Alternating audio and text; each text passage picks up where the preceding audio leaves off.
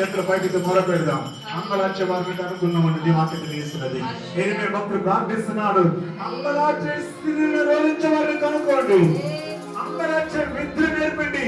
ఏ విద్య పనిచేయదు భూమి మీద, ఏ విద్య పనిచేయదు. నీకున్న జ్ఞానం ఎంతైనా, తెలివి ఎంతైనా, బలం ఎంతైనా, ఏ విద్య పనిచేయదు.